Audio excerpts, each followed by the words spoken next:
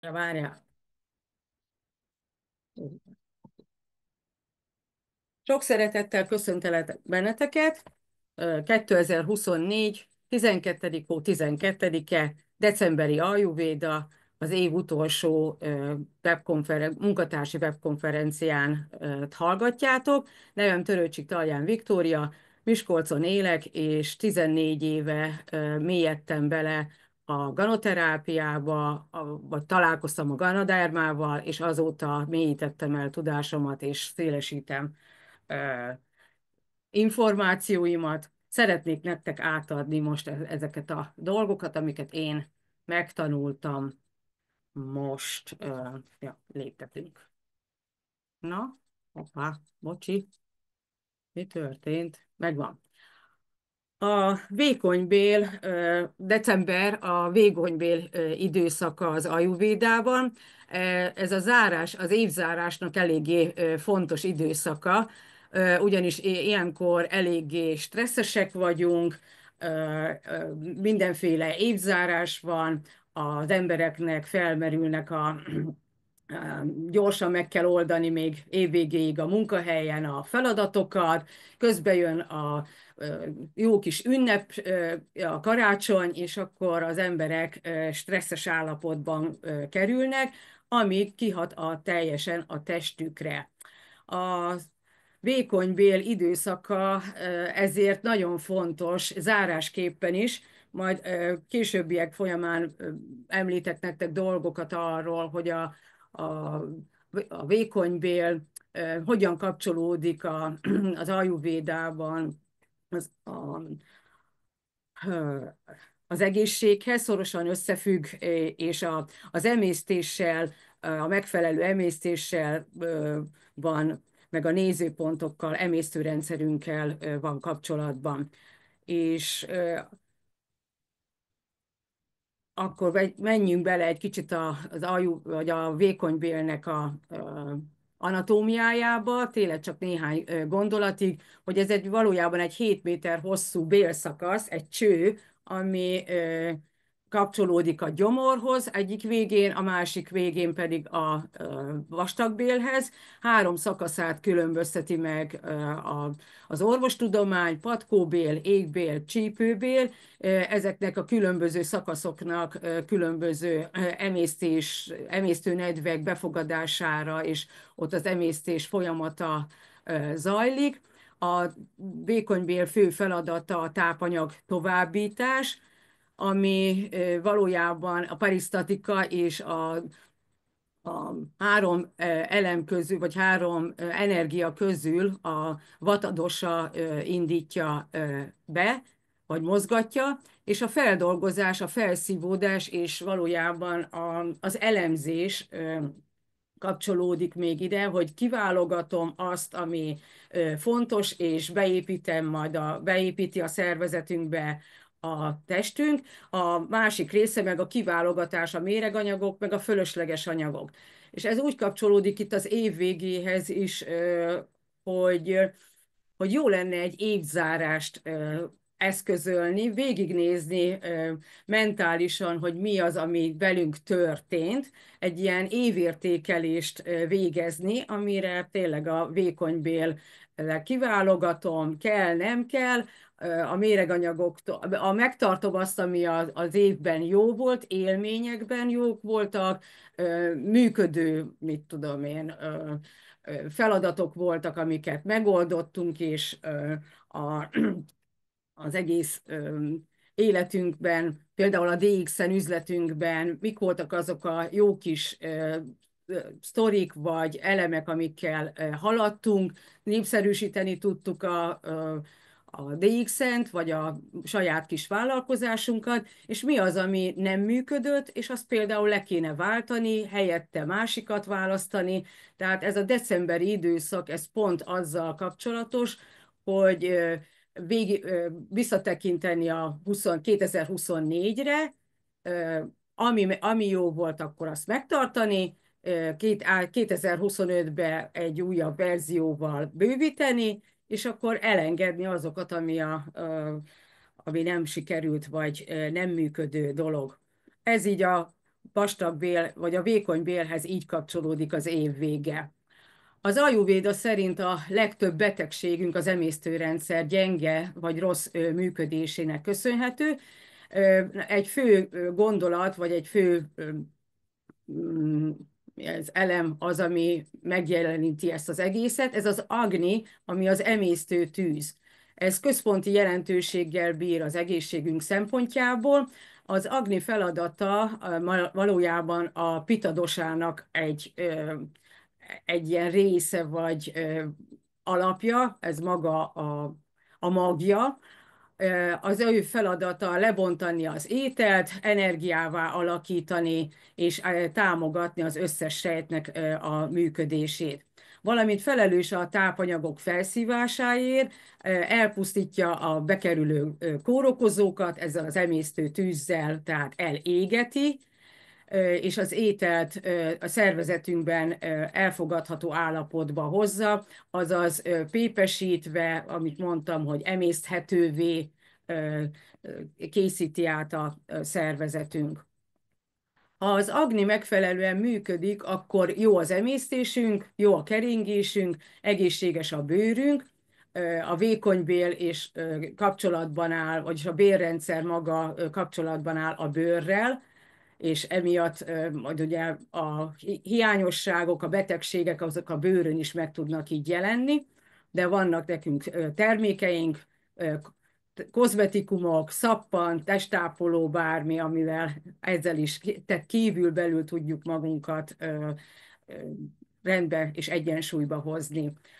Testszag, szájszag kellemetlen, hogyha nem jól működik a vékonybél, a betegségekkel szemben az ellenállásunk meggyengül, itt lakozik az immunrendszerünk, és energiaszintünk, bocsánat, az energiaszintünk jó, a betegségekkel szemben ellenállóak vagyunk, hogyha jól működik. Ellenben, ha nem jól működik az agni, az emésztő tűz, akkor rossz az emésztésünk, keringésben problémák vannak, pakkok alakulnak ki a vérben, a nyirok az nem tud jól mozogni, telített lerakódásokkal, egészségtelen az arcbőrünk, testszagunk szúrós, energiaszintünk alacsony, felpuffadás jelenik meg, a székrekedéstől szenvedhetünk, ellenálló képességünk lecsökken. A vékonybél egyensúlyvesztésének kétféle tünetét tudjuk így csoportosítani. Vannak fizikai tünetek, mint a hasi izompegyhűtség. Ezt nézi az orvos, mikor netalántán valaki orvoshoz jár, akkor feküdjön fel az asztalra, ezt megnyomkodja ott a has területét, és ez pont ezt figyeli, hogy mennyire pegyhűt, mennyire kemény ez a terület. Fájdalmas alhas, torokban, vállakban fájdalom, nyakfájás. Képzeljétek, hogy ez is hozzá tartozik, hogyha valakinek a vékonybél nem jól működik, akkor ez a reggeli nyaki merevség, ez például jelzés, ez egy tünete annak, hogy a vékonybélre oda kell figyelni. Tájogok, kelések keletkeznek a szájban. A teniszkönyöknek is ez az egyik mérvadó tünete, hogy a vékonybél nem jól működik, de az aranyér és a viszér is ugyanide sorolható.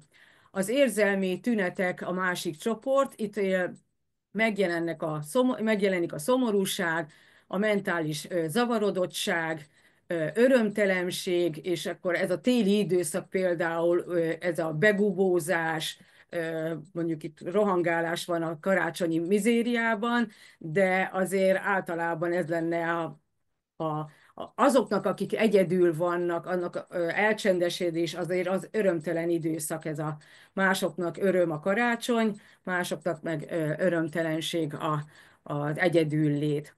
A kritikus és cinikus szemléletmód az a vékonybél renyheségének róható fel.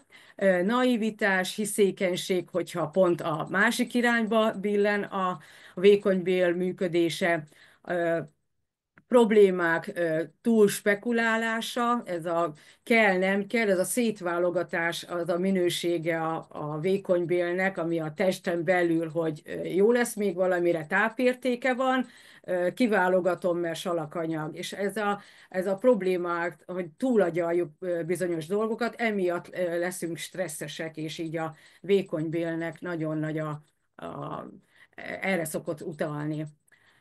A sikervágy az meg a másik oldal, hogy annyira vágyom a sikert, viszont egy olyan mottója van, hogy ha elérte, akkor nem tud önbecsüléssel rendelkezni, és akkor ilyen nem is ismeri el önmagának, ez az önszeretetbe való, csak ez a hajtom, hajtom, hajtom a sikert, de nem állok meg egy pillanatra, hogy örüljek.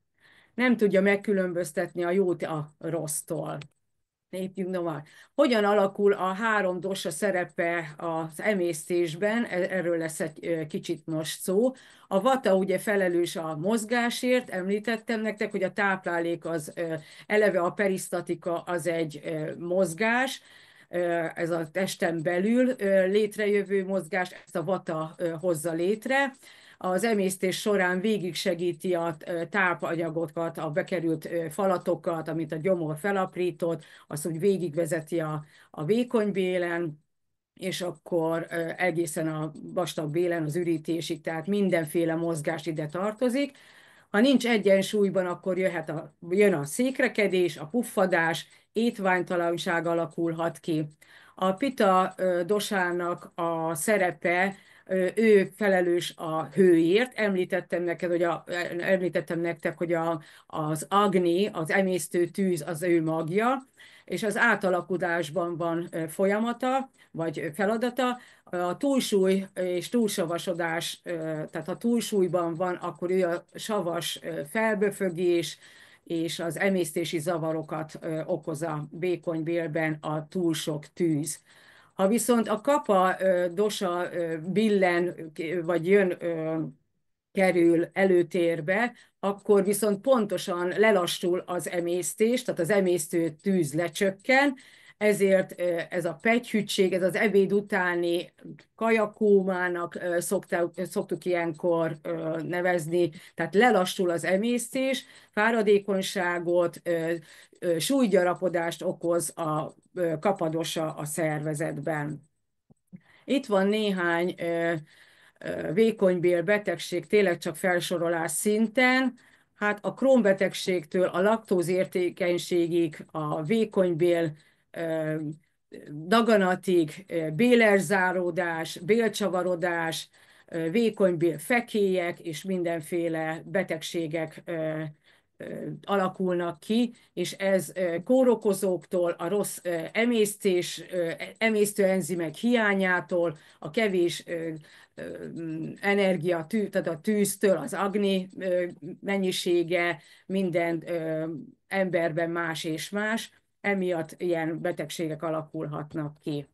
Hogy mivel lehet a termékeket a DXM palettájáról, hát elsősorban a kanoterápiának alapjaként az RGGL spirulina, ugye gyulladáscsökkentésre, emésztésserkentésre, immunmodulánsként szerepel, a spirulina az fehérje, ben gazdag, vitaminokban gazdag, emésztéssegítő, lúgosító, ugye a test elsavasodását elkerülendőképpen van, és aztán a cordycepstől kezdve az enzimitalokig, bocsánat, itt a mycoveggie mindenképpen szóba kerül, 18 féle gyógynövényt tartalmaz, rostokban gazdag, a mai ételeinkben nincsenek, túl vannak vegyszerezve, nincsenek benne tápanyagok,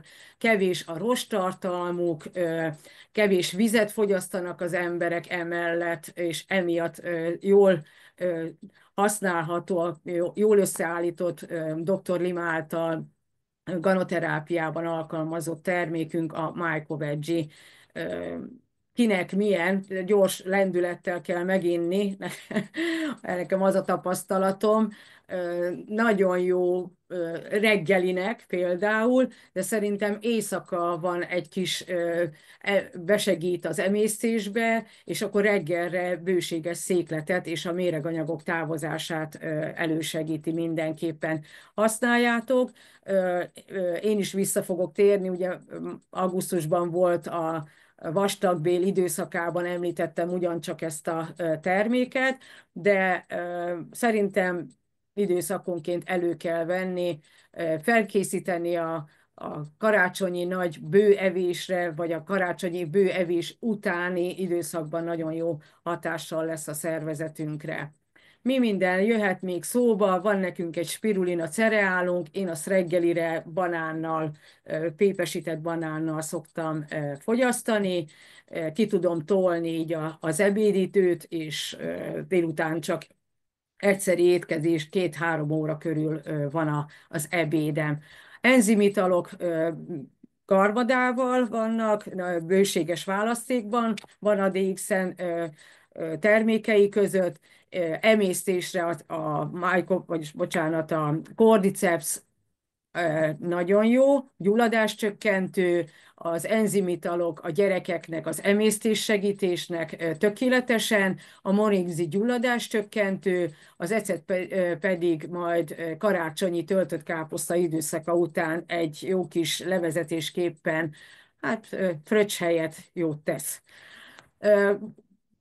Karácsonyra bevásároltam ebből az új termékünkből, és nagyon kíváncsi vagyok, hogy szintén emésztés, mivel enzimital, emésztésre sarkalló és családnak ezt fogom tálalni karácsonyi ebéd után. Ez a DXN Kombi, ugyan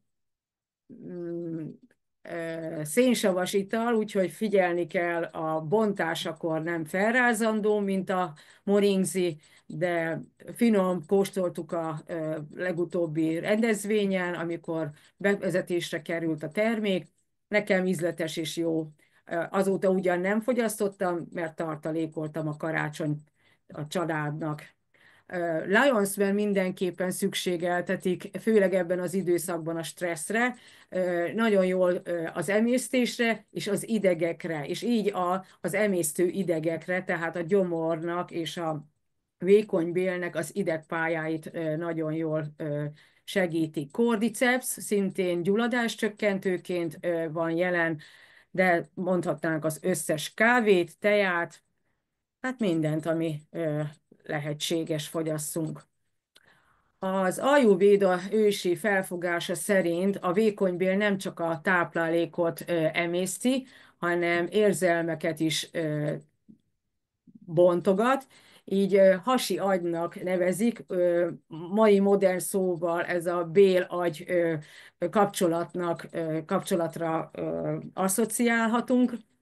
A keleti ősi tapasztalatok szerint a negatív érzelmek úgy csapódnak le a vékonybélben, hogy annak az egyik vagy másik része görcsösen összehúzódik. És attól függően, hogy ez a görcs hol jelenik meg, lehet beazonosítani a negatív érzelmeket.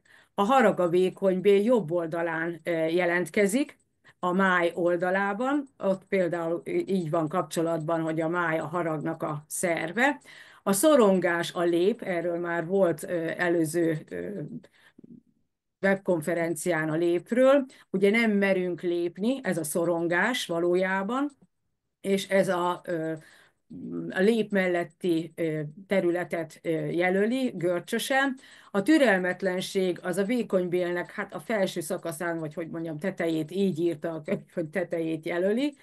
A szomorúság a két szélén jelentkezik, és a félelem pedig a vékonybél alját lehet beazonosítani. Ahhoz, hogy ezeket a negatív érzelmeket tudjuk segíteni, vagy kompenzálni, hoztam nektek csemegézni pozitív megerősítéseket a vékonybél egészsége érdekében. Vékonybélem erős és egészséges, tökéletesen végzi a feladatát, bízhatok a testem természetes gyógyító erejében, amely a beleimet rendbe teszi, és aztán lehet válogatni, hogy melyik legyen a kedvencetek, amiket ha naponta egyszer-kétszer elmondtok, akkor besegítitek ezt a mentesíteni tudjátok ezt a pozitív, vagyis a negatív érzelmeket.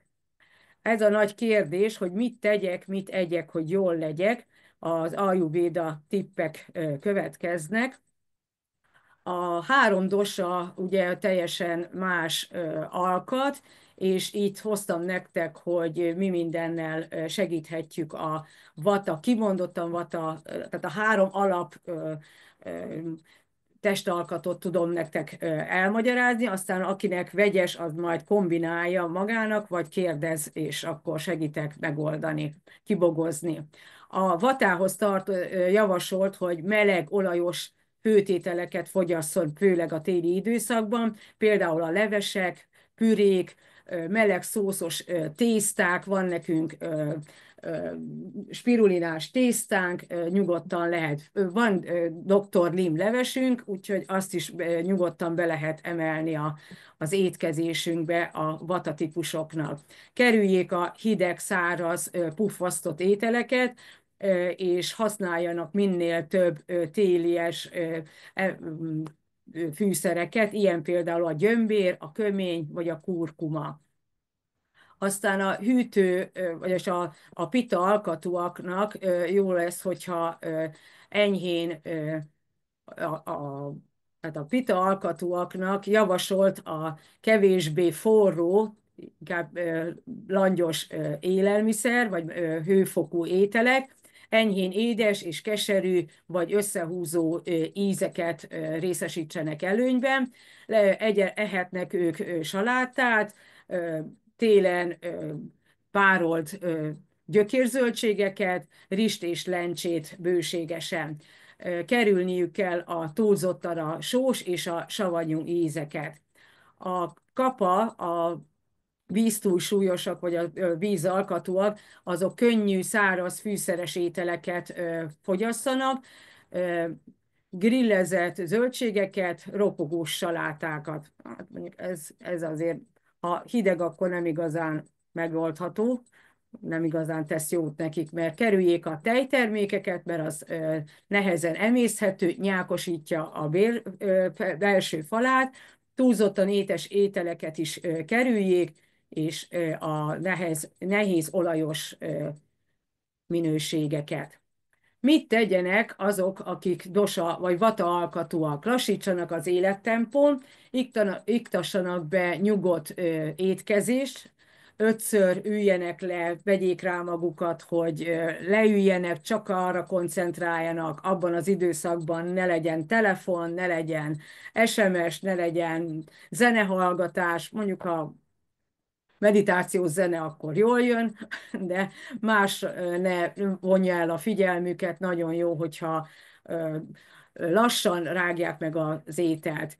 Meleg pakolásokat tehetnek a hasra lefekvéskor, vagy lefekvés előtt könnyű, egyszerű jóga gyakorlatot, előrehajlás, nem tudom még milyen, ez jutott most hirtelen eszembe. A pita alkatúak kerüljék a stresszt, ne menjenek vásárolni decemberben. A közlekedés is zavarja őket stresszesen, fejüknek megy a tűz.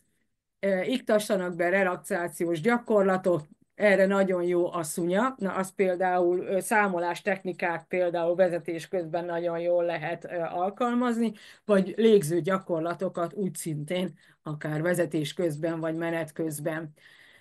Vigyázzanak a túlzottan fűszeres ételekkel, mert az még megemeli a hőt, és ez nem tesz jót számukra. A kapadosások pedig mozogjanak rendszeresen, ez azt jelenti, hogy tényleg időzelben minden áldott nap ők azok a kevésbé olyan, úgymond egy kicsit hízásra hajlamosak, és emiatt elnehezültek, nehezen akarnak megmozdulni, de az a 10-15 perc, vagy 15-30 perc mozgás, erre nagyon jó energetizáló ez a Qigong gyakorlat, vagy a szúnyának a mozgás része, mozgásos feladat sora. Fogyasszanak rendszeresen gyógyteákat.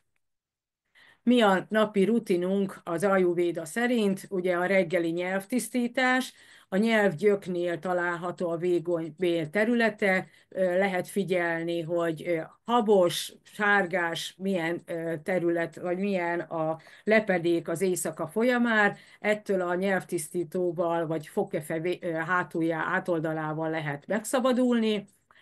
Jöhet utána az olajrágás, és nagyon jót tesz a téli időszakban megint csak a meleg sós vízzel való orröblítés. Mindenképpen fogyasszatok gyömbéres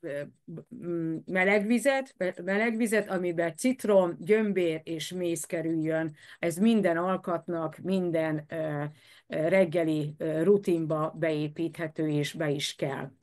A masszázs technika az ajurvédának ugyancsak része, és találtam egy úgynevezett haramasszást, ami valójában a hasnak a masszírozása. Képzeljétek, hogy csak gyógymasszőrök nyúlhatnak, tehát amikor elmentek wellness masszázsra, ott nem lehet, tehát ott hivatalosan nem lehet hozzányúlni a hashoz, csak a gyógymasszőrök masszírozhatnak, és magának viszont mindenki, mert jót tesz a vékonybél egészsége érdekében, nagyon jót tesz a hasi masszírozás. A túlterhelt állapotot megszünteti, serkenti az energia szabad áramlását, zavartalan emésztés segíti, és a salakanyagok zökkenőmentesebb kiürítését. A menete pedig úgy, mint a felszálló, tehát a jobb oldalon kezdve haránt és leszálló, és ugye középen egy kicsit ott körkörösen, kevésbé megnyomva, kinek milyen be lehet indítani a lerakódásokat ezzel a masszírozási technikával. Mindig szoktam hozni nektek a meridiánokat, ez is most betettem ide nektek a vékonybél meridián, ami a kisúj körömágyának a külső szélétől indul, és végigfut a kar külső részén, a könyöknél, elmegy a vállal, a lapockánál, a felkaron átmegy az arcsontba, és a fül előtt végződik a végpontja. A legfontosabb pontja, ott megcsillagoztam, a vékonybél 3-as, ami tulajdonképpen a kisújnak a, ezt a kisúj alatt egy ilyen újnyira található ponton, nem tudom mennyire látjátok, ezen a ponton kellene masszírozni, és hogyha megfogjátok, akkor magatoknak ez az a 3-as úgynevezett vékonybél meridián 3-as pontja, aminek a masszírozásával ki tudjuk űzni a testből a felgyülemlett nyírkot, megtisztítja az elmét, könnyen rátalálunk így a helyes döntésekre, erőnk teljében leszünk, tehát akkor mutatom még egyszer, a kisúj alatt lévő egy ilyen újnyival, és akkor itt meg tudjátok nyomni, tehát valójában, hát ott elméletileg kezdődnie kellene egy ilyen tenyérívnek, vagy vonalnak, majdnem abban a pontban. Próbáljátok masszírozgatni. A szokásos, hogy a láb mindig kéznél van, a vastagbél pontja a talpon eléggé nagy területet vesz, mindkét talpon megtalálható, ez a reflexzóra, és a 30, itt megjelöltem nektek, hogy 32-es a pontja, a vékonybélnek kulcs szerepe van az emésztésben, és ez alapos kezeléssel javítható, az összes emésztési funkció beindítható. Az a trükkje, vagy a javaslat rá, hogy lassan és módszeresen dolgozzon ezen a területen, ahol találunk kis göböket, vagy fájdalmasabb pont, ott, vagy érzékeny, ott vegyük vissza a nyomás erősségét, de mindig térjünk vissza, és addig térjünk vissza, egy talpmasszázs mindig addig tart valójában, hogy onnét a göböket, a fájdalmas pontokat lassan, módszeresen kimasszírozzuk. Jó, és akkor összefoglalóul, hogy a vékonybél egészségének támogatása nem egy bonyolult dolog, és hogyha megfelelő eszközeink vannak, már pedig nekünk van, a DX-en DX-en regisztráltak, ganoterápiában mindenféle termékünk megjelenik, ami segíti a mi mm, egyensúlyunkat, és ez jót tesz a optimális egészségünk beállításához. Amit hallottatok, vagy jó szívvel összeszedtem nektek információkat, azt építsétek be a mindennapjaitokba, apró lépésenként tapasztaljátok meg, hogy hogyan változik a szintetek, az energiaszintetek, az emésztésetek hogyan alakul az egyes termékek alkalmazásával, és hogyan javul az általános közérzetetek. Hát ennyi volt az én mai webkonferenciám, és hát zárásképpen boldog karácsonyt nektek, és legyetek boldogok, egészségesek, és 2025-ben újra találkozunk. Köszönöm nektek, sziasztok! Nagyon szépen köszönjük, fantasztikus előadás volt megint.